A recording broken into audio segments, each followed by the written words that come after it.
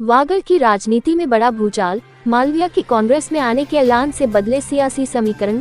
महेंद्रजीत सिंह मालविया ने पहना कांग्रेस का दुपट्टा, एसीबी छापे से आदिवासी समाज में भारी आक्रोश।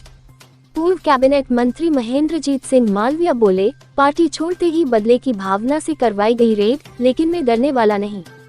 वागड़ अंचल की राजनीति में उस समय बड़ा भूचाल आ गया जब पूर्व कैबिनेट मंत्री महेंद्रजीत सिंह मालविया ने कांग्रेस पार्टी में शामिल होने का ऐलान किया। इस घोषणा के साथ ही क्षेत्र की सियासत में हलचल तेज हो गई। भैरव जी मंदिर पर मालविया के समर्थन में जनसैलाब उमड़ पड़ा। पार्टी बदलने के ऐलान के तुरंत बाद जांच टीमों के पहुंचने की सूचना से आदिवासी समाज भावुक नजर आया और मालविया के समर्थन में नजर आया। कांग्रेस ज्वाइन करने के ऐलान के बाद आम जन में मालविया का क्रेज और बढ़ता दिखा। इस दौरान उनकी पत्नी जिला प्रमुख रेशम मालविया, क्षेत्रीय प्रधान सहित हजारों की भीड़ शामिल रही। मालविया ने कहा कि नरेगा को लेकर मानगढ़ पर 3 राज्य की बड़ी बैठक करेंगे और वापस नरेगा को मजबूत और मूल रूप में लाएंगे।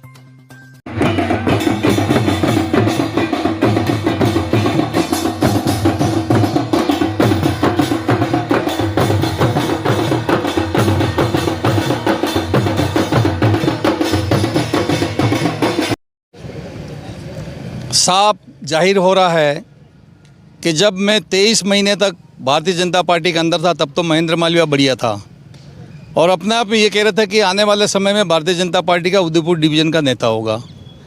लेकिन सरकार इस क्षेत्र के विकास के लिए कोई काम नहीं कर पाई। 2 बजट मैंने देख लिया, जो बजट में घोषणाएँ की वही पूरी नहीं हो रही हैं। और अभी ये जो पुल अधूरा पड़ा है दिख रहा है, पाटिया का पुल हमने अर्थोड़ा मंजूर किया था, उसका कोई नामो निशान नहीं है। उधर बोहदरा का पुल, इसका नामो निशान नहीं है।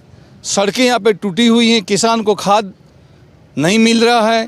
नरेगा जैसी महत्वपूर्ण योजना आज की तारीख में बंद पड़ी है, इनके 2-2 साल से भुगतान नहीं हो रहा है। तो मैंने इन तमाम चीज़ों को देखते हुए मैंने कहा कि ये कांग्रेस ही इस काम को पूरा कर सकती है। मैंने पार्टी छोड़ दी और मुझे ये उम्मीद नहीं थी कि राजस्थान के मुख्यमंत्री जी को मैं अच्छा समझता था और प्रदेश अध्यक्ष को भी मैं अच्छा समझता था कि बहुत सरल स्वभाव के और विकास करने वाले व्यक्ति हैं। लेकिन 2 दिन के अंदर में तो वहाँ ज्वाइन करके आया, मतलब नेताओं से बात करके आया। अपने घर नहीं पहुँचा, उससे पहले तो मेरे घर पे CIDCB वाले पहुँच गए।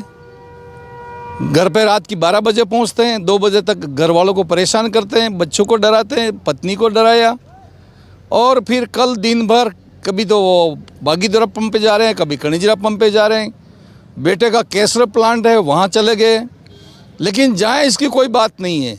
आज पेपर से ये खुलासा हुआ कि जहाँ गए थे वहाँ पर उन्होंने या तो कोई पाया ही नहीं, कुछ था ही नहीं वहाँ पे कुछ।